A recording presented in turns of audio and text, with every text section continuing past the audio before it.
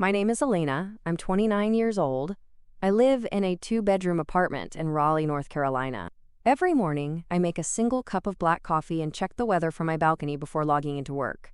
I'm a senior software engineer at a cybersecurity company. On weekends, I freelance as a mobile app developer.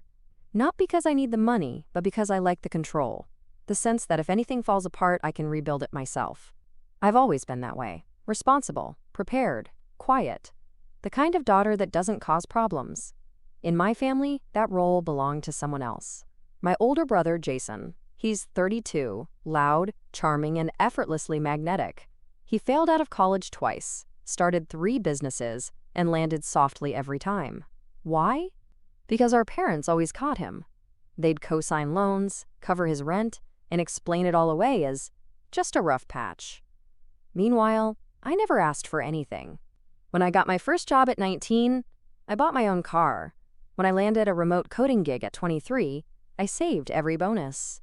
By 28, I had $78,000 in savings, mostly for a down payment on a house. No one helped me. No one even asked how I was doing. But Jason? He got engaged last year to a woman named Natalie. She's pretty, poised, and very into, quote, grand entrances. They announced the wedding would be held at a private estate vineyard. Estimated cost? Over $90,000. I didn't say a word, just smiled and nodded when my mom said, "He deserves something special. He's been through a lot." I wanted to ask, has he ever finished anything? But I didn't, because I was raised to keep the peace, to be the reasonable one, the one who understood. Then, about 3 months ago, something strange happened. I logged into my bank account to make a transfer, but my savings balance wasn't $78,000. It was $1,254.32. I blinked, refreshed the page, checked the app. Still $1,254.32. My stomach dropped. I clicked Transaction History. That's when I saw them. 3 wire transfers, all labeled Authorized Withdrawal, Joint Account Transfer. Except I never authorized anything. And I didn't have a joint account. At least, I didn't think I did. I froze. Then I called my bank. The woman on the line was kind but cautious. "Yes, ma'am. These transfers were made by Patricia Torres." My mom. They used my full name to open a shared account when I was 19. I barely remembered signing the papers. They said it was just in case. They never closed it. And now, they used it to move $76,800. My entire savings. Gone. I didn't scream, didn't cry. I just sat there. And for the first time in my life, I felt something shift. Something cold and hard settle in my chest. It wasn't anger. It was calculation. Because if they could do this without guilt, then I could do what I was about to do. Without remorse, I didn't sleep that night. Not a minute. I just sat at my kitchen table, staring at the printed bank statements. 3 withdrawals. Each one made a week apart. $30,000, $25,000, $21,800. I highlighted the dates and added up the total again. $76,800. Gone. I waited until 7:30 the next morning, then called my mom. She picked up on the 3rd ring. "Elena, sweetie." "So early?" Her voice was cheerful, light. It made me sick. "Did you transfer money from my account?" Silence, then a sigh. "Elena, don't be dramatic." That wasn't a no. I repeated the question, firmly this time. "Did you or did you not take nearly $77,000 from my savings account?" A pause. Then came the explanation. The kind that didn't explain anything. "We just borrowed it. For Jason. You know weddings are expensive." "You borrowed it?" My voice was calm. Too calm. "You mean you stole it?" "Elena, it's not stealing. We're family." That sentence. Those exact words. We're family. It's what they always said when Jason needed bailing out. When I paid their overdue electric bills. When I co-signed their car loan. Family was the excuse for everything.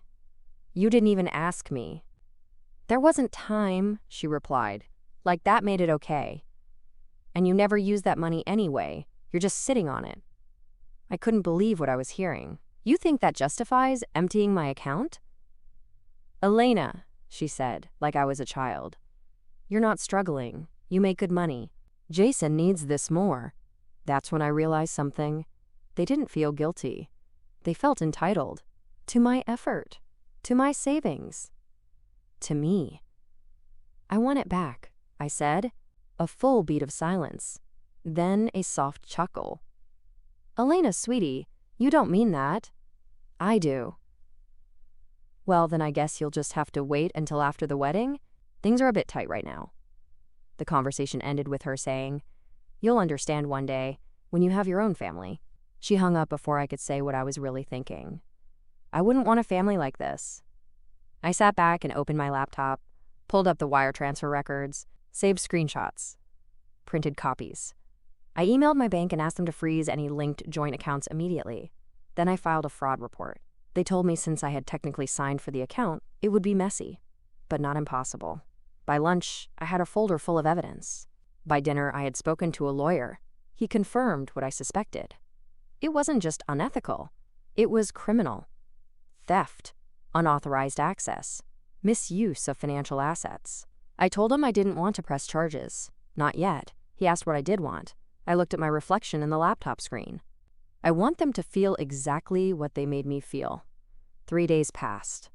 Not a word from my mom. Not a single call from my dad. Not even a half-hearted text from Jason. I wondered if they even felt bad. But then I remembered they never had to. Guilt doesn't grow in people who believe they're owed everything. On the 4th day, Jason called. I didn't pick up. He called again. And again. I finally answered on the 5th ring. Elena, hey, what's this about money? His tone was casual, like we were talking about parking tickets. You know exactly what it's about. A pause. A long one. Then, look, I didn't ask for any of this. Mom and Dad said they'd help, and I figured it was from their account. It wasn't, I said. It was mine. Everything I worked for. Everything I planned for. Jason let out a sigh. Come on. It's not like you're broke. You have a good job. You can rebuild. That sentence broke something in me. Like my value was just a paycheck. Like my plans didn't matter because I didn't make a scene. You used my savings to throw yourself a fantasy wedding, I said. And you didn't even check where the money came from? He didn't answer that. Instead, he switched tactics. You always hold on to things too tightly, Elena. Maybe this is a sign to let go. Loosen up. I almost laughed. Let go? Of the life I was building? Of boundaries? Of self-respect? No, Jason. I think it's time you learn to hold on to something. Like consequences. He got quiet after that, then mumbled something about talking later. He hung up. That night, I opened the wedding website. Custom designed. Lavish. A countdown timer. Photos of their engagement in Italy. Even a donation fund for a honeymoon in Fiji. I checked the RSVP list. Over 200 people. A string quartet. A champagne fountain. Horse-drawn carriage entrance. All of it built on my money. And not a single mention of who made it possible. Not even a whisper. I closed the site and opened another tab.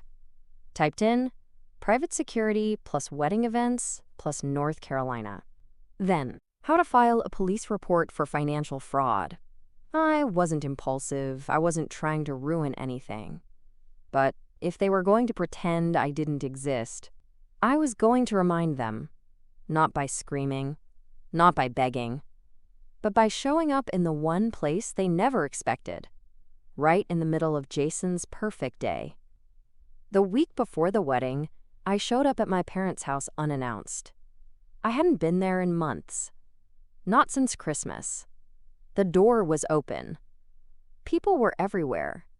Florists. Coordinators. Natalie's voice drifting from the backyard, rehearsing a dance. Laughter. Light. Joy. Like everything was perfect. My mother spotted me from the hallway. Her face shifted. From surprise to guilt to annoyance. "Elena," she said, approaching with a forced smile. "This isn't the best time." I stepped inside anyway. "We need to talk." She pulled me toward the kitchen like I was embarrassing her in front of the help. "What are you doing here?" she whispered sharply. "You could have called." "I did," I said. "You ignored it." She folded her arms. "If this is about the money, we already told you, we'll pay you back." "When?" Her eyes flickered. "After the wedding? Maybe after the honeymoon. We need a little time." "You don't have time," I said. "I filed a report. There's already a case number." She froze, the color drained from her face. "Elena, you didn't." "I did." "Do you understand what that could do to this family?" I leaned in. "No." "Do you understand what you did to me?"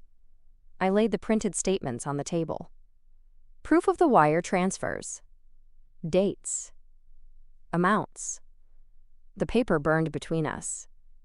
My dad walked in then, holding a clipboard.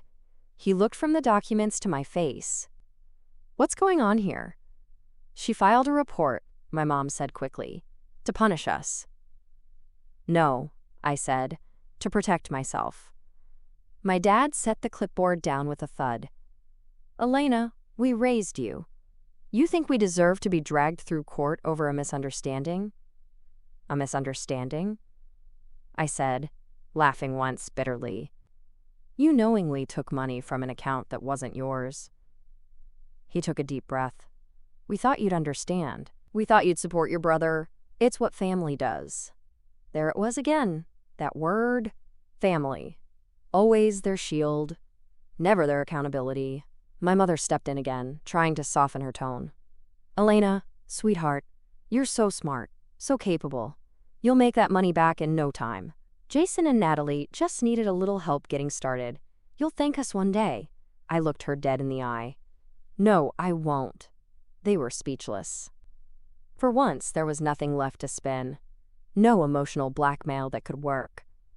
I gathered the documents, placed them back in the folder, and headed for the door. Before I left, I turned back. "I'll see you at the wedding." My mom's face softened, hopeful, but I wasn't finished. "With uniformed officers. And a lawyer." And then I left. For the first time in my life. I didn't look back. 2 days before the wedding, I received a letter from the bank. Formal. Precise. It confirmed my fraud report had been escalated. They were launching a full investigation into the unauthorized withdrawals. Attached was a signed affidavit. I printed it, signed it, scanned it, sent it back. Then I called the detective assigned to the case. Detective Morgan. He had a calm voice, measured, serious. He asked me if I still intended to press charges. "Yes," I said without hesitation. He didn't sound surprised. He said they'd be sending an officer to the wedding venue, not to cause a scene, unless a scene was necessary, just to deliver paperwork, to start the official process. I gave him the address, told him the event was scheduled for 3 p.m. He said they'd handle it professionally, discreetly. I thanked him.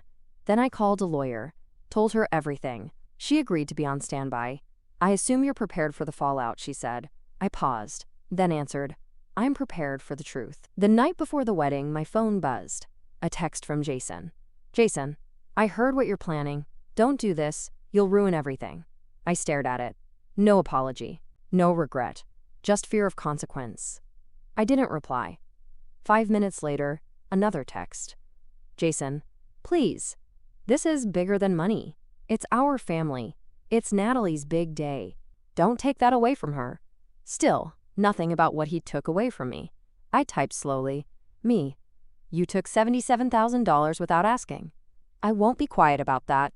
He left me on read. And for the first time ever, I didn't feel guilty. Not even a little. The morning of the wedding arrived like any other. Sunlight through my blinds. The hum of the ceiling fan. Except everything had changed. I put on a simple navy blue dress, tied my hair back, slipped on black flats. I didn't dress for revenge. I dressed for court. At 2:15 p.m., I got in my car. The vineyard was only 20 minutes away. On the drive, I passed the bakery they used for the cake. The florist I knew by name. The bridal boutique Natalie had posted about nonstop. All of it paid for with money that wasn't theirs. Money that should have gone to my house, my future, my life. By 2:40, I parked just outside the venue. The estate looked exactly like the pictures. Rows of white chairs. A string quartet tuning their instruments. Guests milling around in pastel dresses and linen suits. I stayed in the car until I saw the unmarked cruiser pull in behind me. Detective Morgan stepped out. He nodded once. "This won't take long," he said. I watched as he approached the front entrance. The moment my family saw him coming, that's when everything began to unravel. I stayed by the car. I wanted them to see the officer before they saw me. Let it sink in. Let it bloom into panic. Detective Morgan walked calmly past the valet, up the brick steps, and into the main hall. No sirens, no shouting, just presence. Authority in a navy blazer and a quiet badge. I saw my dad first. He came into view at the top of the stairs, adjusting his tie. He froze when he saw the badge. I could read his lips even from here. "What is this?" Then my mom stepped out from the side room, her hands full of a ribbon bouquet. She looked confused, then horrified. Guests started turning their heads. The quartet stopped playing mid-note. I couldn't hear what was said, but I saw the gestures. My dad raising his arms, my mom looking over her shoulder, probably scanning for me. And then Jason appeared, in a gray tux, looking like a magazine ad, until he saw Detective Morgan. Then his face fell like a mask hitting the floor. I stepped out of the car. I didn't rush. I walked slowly up the gravel path, heels crunching against stone. By the time I reached the stairs, the officer had already handed over the envelope. Jason stared at me. His mouth opened, then shut, like he had no script for this. No backup plan. "Elena," my mom gasped, stepping forward. "What are you doing?" "Following the law," I said.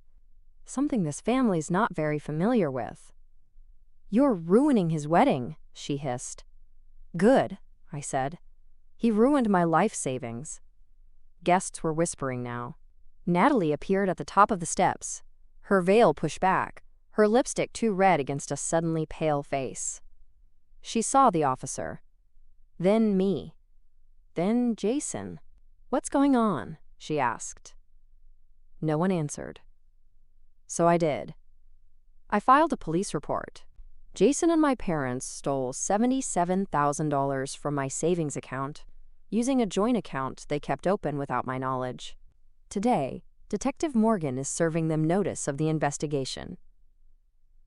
You could feel the air snap, like glass cracking.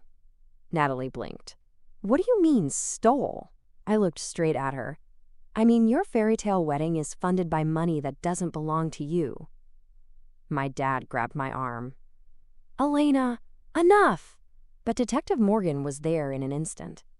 "Sir, I suggest you remove your hand." He did. Slowly. The fury in his eyes was no match for the badge on Morgan's chest. Natalie turned to Jason. "Is this true?" He didn't answer. That was answer enough. She took a step back, then another, then turned and walked inside. Guests began to scatter, like they were afraid truth was contagious. And I stood there, not triumphant, not angry, just still. Because sometimes, justice doesn't need a gavel. Just timing. The reception never started. No champagne toast, no first dance, no DJ announcing, "Mr. and Mrs. Torres." Instead, there were murmurs, people checking their phones, guests slipping away in pairs, pretending they just remembered an emergency. Natalie's parents looked livid. Her mother whispered something sharp in her ear. Her father stormed off toward the catering staff. I watched from the edge of the garden, arms folded. Jason was pacing now. He looked like someone drowning in slow motion. Wet, panicked, still trying to smile. He finally spotted me again. Marched over. "You had no right to do that here." "I had every right," I said. "You just didn't think I'd use it." "You could have handled this in private." He was sweating now, tugging at his collar. "And what would have changed?" I asked. "You would have promised to pay me back, like Mom did, like Dad said. You never planned to." "It was one day, Elena. One day that mattered to me. It was my entire future," I snapped. "Every late night, every freelance contract, every moment I told myself, it'll be worth it when I buy my house." He looked stunned, like he'd never heard me speak with that much heat before. Maybe he hadn't. "You didn't just take my money," I continued. "You made me invisible. You assumed I'd stay silent forever." A long pause. Then something small cracked in his voice. "I didn't know they were taking it from you. I thought they had it." That made me pause. It was the first thing he'd said that sounded halfway honest. "But you didn't ask," I said softly. "You just let them give you a fantasy. And you played along." His shoulders dropped. He looked around. The vineyard, the empty chairs, the melting ice sculptures. "I can't fix this," he muttered. "No," I said. "You can't." From the corner of my eye, I saw Natalie again. She was talking to her maid of honor, her eyes locked onto me. Not with hatred, with something colder. Calculation. She walked over, stiff, controlled. "Elena," she said evenly. "I'd like to talk." Jason looked nervous. I followed her a few steps away, into the shade of a tree. She didn't waste time. "I had no idea about the money." "I believe you," I said. "But this," she gestured at the scene behind us, "this isn't something I can move past. My parents are humiliated. Guests are already posting. That's not my fault." "No," she admitted. "But you're the reason it came out today." I didn't respond. Because she wasn't wrong, but she wasn't right either. Then she looked me in the eyes and said, "We're not getting married." I blinked. "You're calling it off?" "Yes." And then she added, "I don't marry into mess, or debt, or deception." She turned and walked away, leaving Jason standing at the altar, with no vows, no wife, and no more illusions. The wedding ended before it ever began. By 4:30 p.m., the vineyard was nearly empty. White petals trampled. Tables half decorated. A $1,000 cake untouched in the sun. Jason disappeared into the groom's suite.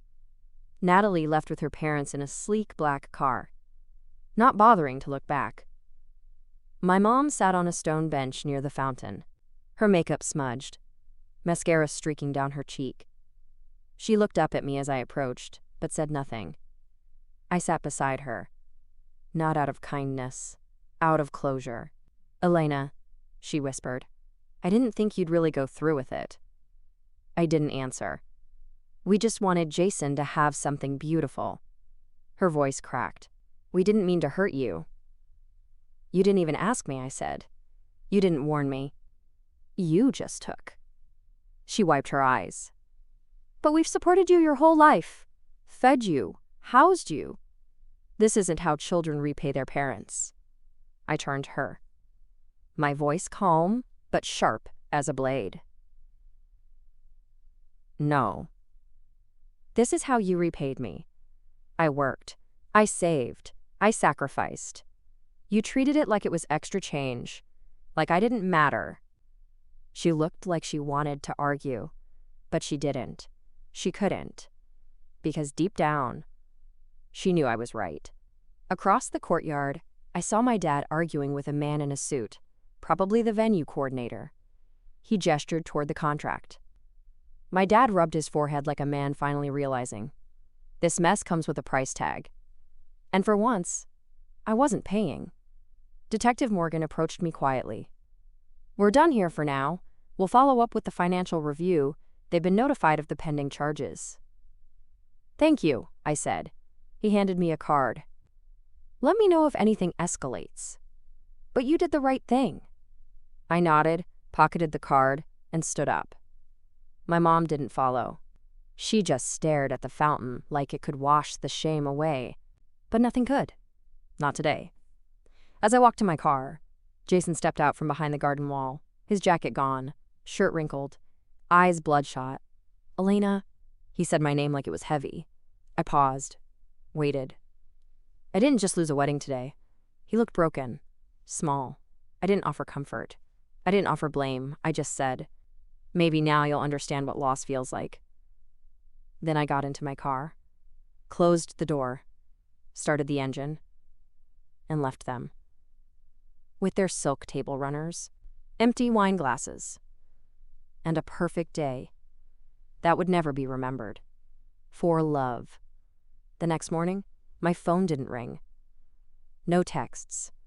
No missed calls. Just silence. The kind that settles in after a storm. The kind that tells you the damage is done, and now everyone's too stunned to speak.